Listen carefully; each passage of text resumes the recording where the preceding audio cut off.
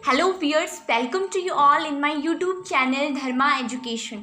आज का हमारा टॉपिक है laws of black body radiation, जिसमें हम पढ़ेंगे किरचॉफ लॉ के बारे में।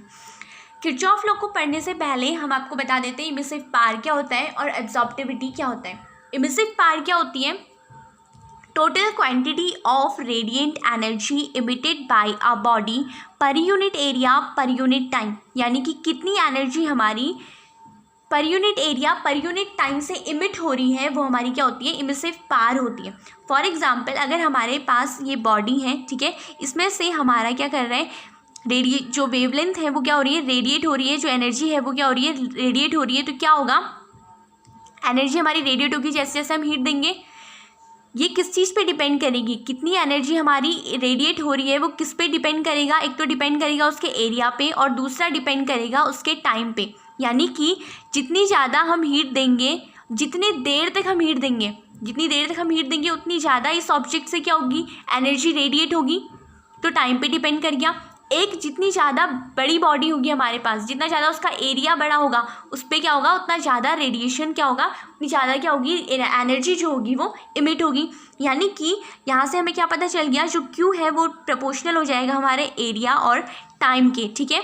और अगर हम यहाँ से प्रोपोर्शनलिटी साइन को रिमूव करते हैं तो हमारे पास क्या आ जाएगा? एक इमिसिव, यानी कैपिटल ई यानी इमिसिव पावर आ जाएगा A T as a constant, ठीक है।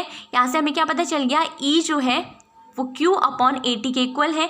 यानी कि जितनी ज़्यादा हमारी जो total quantity of energy radiate हो रही है पर unit area per unit time से, वो हमारी क्या होती है? इमिसिव पावर होती है। आई होप आपको समझ में आ गया होगा इमिसिव पावर क्या होता है। नाउ हम बात करते हैं एब्जॉर्प्टिविटी क्या होती है। मैंने आपको कहा था कि हमारे पास एक बॉडी है, इसमें से एनर्जी क्या होगी? इंसिडेंट, यानी कि इसमें एनर्जी आ रही है, ठीक है, इसमें एनर्जी आ रही है। अब क्या होगा? अगर ये परफेक्टली ब्लैक बॉडी होगी तो क्या करेगी? इसको एब्जॉर्व कर लेगी, ठीक है। ये क्या करेगी? इसको एब्जॉर्व कर लेगी। और इस एब्जॉर्प्टिविटी को हम ए से डिनोट करते हैं। कितना एब्जॉर्व किया कैसे पता चलेगा? जितना इसके पास, जितनी एनर्जी आई इस ऑब्जेक्ट में, जितनी एनर्जी इस ऑब्जेक्ट में आई और जितना इसने एब्जर्व किया, उन दोनों का रेशियो, यानी कि energy एब्जर्व by the body divided by total incident on the body, वो हमारी क्या हो गई? एब्जॉर्प्टिविटी हो गई। एब्जॉर्प्टिविटी की जो वैल्यू होती है वो हमारी क्या करती है? या तो ए के इक्वल होगी या फिर ए से छोटी होगी, या तो ये ज़ीरो के इक्वल होगी या फिर ज़ीरो से बड़ी होगी। ओके, एब्जॉर्प्टिविटी की वैल्यू इसमें इस रेंज में आती है। नाउ अब हम बात करते हैं energy absorb by a body कैसे निकालेंगे? कितनी एनर्जी हमारी एब्जॉर्ब करी है किसी भी बॉडी ने, कैसे पता चलेगा? तो energy absorb by a body is equals to क्या हो जाएगा हमारा? A into total incident on body. मतलब टोटल एनर्जी जितनी इंसिडेंट कर रही है बॉडी के अंदर वो इक्वल हो जाएगी into A times into total incident on the body equal हो जाएगा किसके? एनर्जी ऑब्जर्व बाय बॉडी के। ओके, इसी फॉर्मूले से हमने इसे इसमें कन्वर्ट कर दिया। नाउ हम बात करते हैं ब्लैक बॉडी की। बच्चों, ब्लैक बॉडी क्या होती है? ब्लैक बॉडी का मतलब ये नहीं होता है कि कोई भी बॉडी अगर ब्लैक कलर की है तो वो ब्लैक बॉडी हो गई। दैट नॉट मीन्स कि वो ब्लैक बॉडी है। ब्लैक बॉडी का मतलब होता है वो बॉडी जो कि परफेक्टली ऑब्जर्व कर ले एनर्जी को, यानी कि वो बॉडी जो परफेक्टली ऑब्जर्वर होती है वो हमारी ब्लैक बॉडी होती है। अब यूनिवर्स की अगर हम बात करें तो यूनिवर्स में परफेक्टली अगर हम बात करें तो कोई भी बॉडी ऑब्जर्व नहीं कर पाती। अगर हम बात करें ब्लैक बॉडी की तो लैम्प ब्लैक, या फिर हम बात करते हैं सन की, तो ये क्या होते हैं? As a practical black body होती है, लेकिन ये भी जो होती है परफेक्टली ब्लैक बॉडी नहीं होती।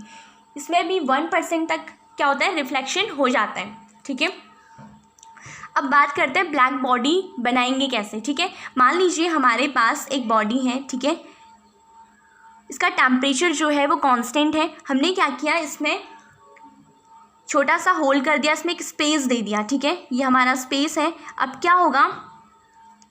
इसमें से जब हम इसको एनर्जी रेडिएट करते हैं, जब इसके अंदर एनर्जी जाएगी तो क्या होगा कि ये एनर्जी जो होगी यहाँ पे जाएगी, इसके अंदर तो चली जाएगी, लेकिन ये वापस नहीं आ पाती है। ये क्या करती है? यहाँ से ऑब्जर्व होती है, रिफ्लेक्ट होती है, फिर रिफ्लेक्ट होती है, फिर रिफ्लेक्ट होती है, फिर रिफ्लेक्ट होती है। इस तरीके से क्या करती है? इसी ऑब्जेक्ट के अंदर घूमती रहती है, वॉल के वॉल पे टकराती रहती है, रिफ्लेक्ट होती रहती है, वॉल से क्या करेगी, रिफ्लेक्ट होती रहेगी, लेकिन होगा क्या, ये यहाँ से बाहर नहीं निकल पाती।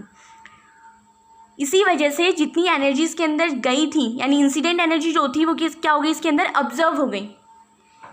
तब जाके ये जो बॉडी है हमारी क्या बन जाएगी, एक ब्लैक बॉडी की तरह वर्क करने लग जाएगी, क्योंकि यहाँ से हमारी एनर्जी अंदर तो जा रही है लेकिन बाहर आने के पास के लिए इसके पास कोई स्पेस नहीं है।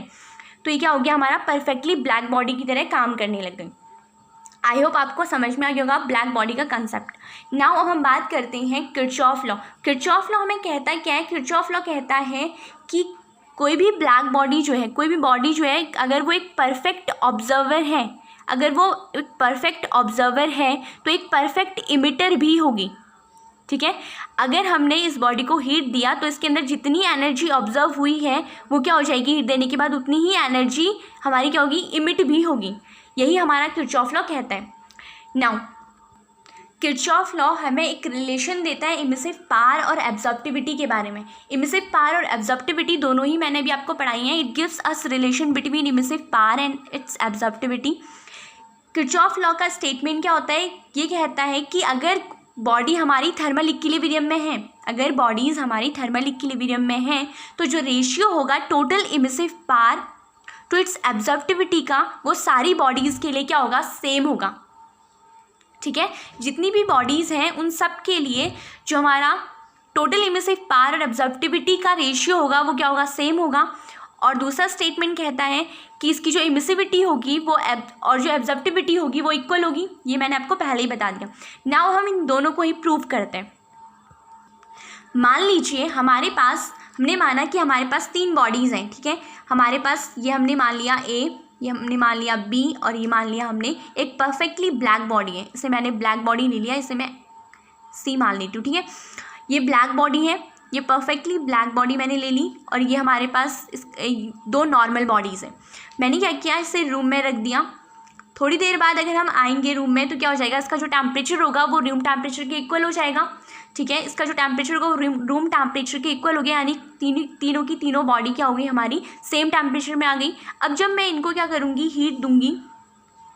ठीक है, इक्वल अमाउंट ऑफ हीट मैंने इनको दी, तो क्या होगा, जब मैंने इनको इक्वल अमाउंट ऑफ हीट दी, यानी इक्वल अमाउंट ऑफ हीट दी और इसकी इमिसिविटी मैंने E1 मान ली, इसका इमिसिव पावर E1 मान लिया, इसका मैंने E2 मान लिया, और अगर मैं बात करूँ EB यानी ब्लैक बॉडी की मैंने EB मान लिया। ठीक है, अगर मैं एब्जॉर्प्टिविटी की बात करूँ तो A का मैंने A1 मान लिया, C बॉडी का मैंने A2 मान लिया, और अगर B बॉडी की बात करूँ, ब्लैक बॉडी की अगर बात करूँ तो इसकी एब्जॉर्प्टिविटी क्या होती है, 1 होती है इसकी एब्जॉर्प्टिविटी।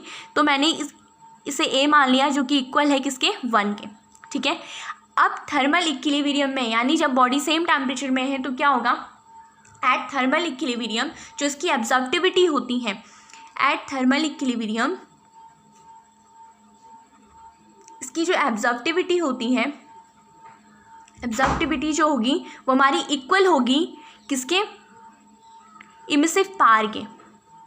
ठीक है, इक्वल होती है इमिसिव पावर के। तो अगर मैं बात करूँ ए बॉडी की, तो ए बॉडी के लिए क्या हो जाएगा, हमारा एब्जॉर्प्टिविटी क्या होगी, इसकी कितनी ऑब्जर्व करी है इसने, a times of Q, heat आई कितनी, ए क्यू आई है, और ऑब्जर्व कितनी करी, a times of Q, absorptivity A1 times of Q is equals to emissive power क्या हो जाएगा, इसका इमिसिव पावर होगा E1 AT, इसका एरिया सेम एरिया है, मान लीजिए ए एंड ए। ठीक हो गया, A1 Q is equals to E1 AT, ये हो गया फर्स्ट इक्वेशन। अगर मैं बात करूँ सी बॉडी की तो इसके लिए एब्जॉर्प्टिविटी कितनी हो जाएगी, A2 Q हीट दी, सेम अमाउंट ऑफ हीट दे रहे हैं Q is equals to E1 यानी कि E2 हो जाएगा, इसकी में सिर्फ पार E2 है, और AT सेम टाइम में। ठीक है, सेकेंड इक्वेशन। अगर मैं ब्लैक बॉडी की बात करूँ तो ब्लैक बॉडी की एब्जॉर्प्टिविटी 1 है, रेट ऑफ हीट कितना आ रहा है यहाँ पे, Q आया, is equals to emissivity EB, emissive power EB and AT same हो जाएगा, क्योंकि हमारी थर्ड इक्वेशन।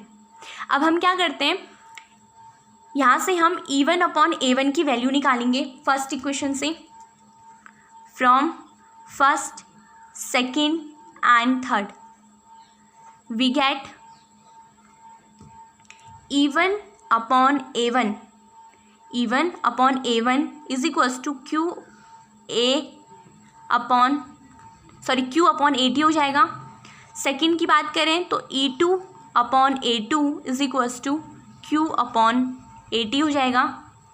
थर्ड की अगर मैं ब्लैक बॉडी की बात करूं तो क्या हो जाएगा, EB अपॉन A की वैल्यू कितनी है, 1 है, जो कि इक्वल हो जाएगा Q अपॉन AT के। तो यहाँ से हमें क्या पता चल रहा है कि E1 upon A1, E2 upon A2, EB upon A यानी 1 हो गया इसकी वैल्यू। तीनों की वैल्यू क्या हो रही है, सेम आ रही है, Q upon AT, Q upon AT, Q upon AT, जो कि मैंने अभी आपको बताया था कि जो रेशियो होगा किसका, थर्मल इक्विलिब्रियम में जो रेशियो होगा emissive power to its absorptivity का, वो क्या होता है, सेम होता है हमारी जितनी भी बॉडीज़ होती हैं उन सब के लिए। तो E1 upon A2 is equals to E2 upon A2 is equals to EB upon AB upon A हो जाएगा, यानी कि उसकी वैल्यू 1 हो जाएगी। तो Q अपॉन AT क्या होगी, इसकी वैल्यू हो गई। आई होप आपको समझ में आ गया होगा कि जो रेशियो होता है emissive power to its absorptivity का, वो क्या होता है, हर एक बॉडी के लिए सेम होता है। ये हमें किरचॉफ लॉ ने बताया, ठीक है। सेकेंड उसने बताया कि जो हमारी एब्जॉर्प्टिविटी यानी कि जितनी उसकी इमिसिविटी होती है उतनी ही उसकी एब्जॉर्प्टिविटी भी होती है, ये उसने बताया था हमें। तो यहाँ पे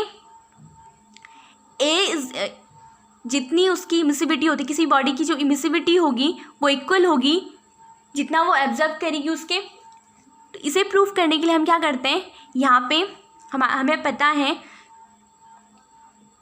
EB is equals to E1 upon A1, यहाँ से हम ले लेते हैं E1 अपॉन A1। अगर मैं इसे A1 को यहाँ लेके जाऊँ और EB को इसके नीचे लेके आऊँ, यानी क्रॉस मल्टीप्लिकेशन करूँ, तो यहाँ पे क्या हो जाएगा, A1 is equals to E1 upon EB। यहाँ से हमें क्या पता चला, ये E1 अपॉन EB क्या होता है, यही तो इमिसिविटी होती है। इमिसिविटी क्या होता है, रेशियो होता है, किसका, रेशियो होता है emissive power of a body to its black body. किसका रेशियो होता है, emissive power of a body to its black body का रेशियो होता है emissivity.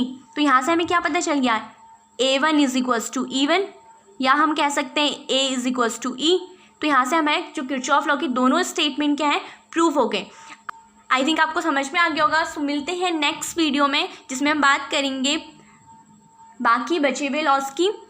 So thank you, take care and bye bye.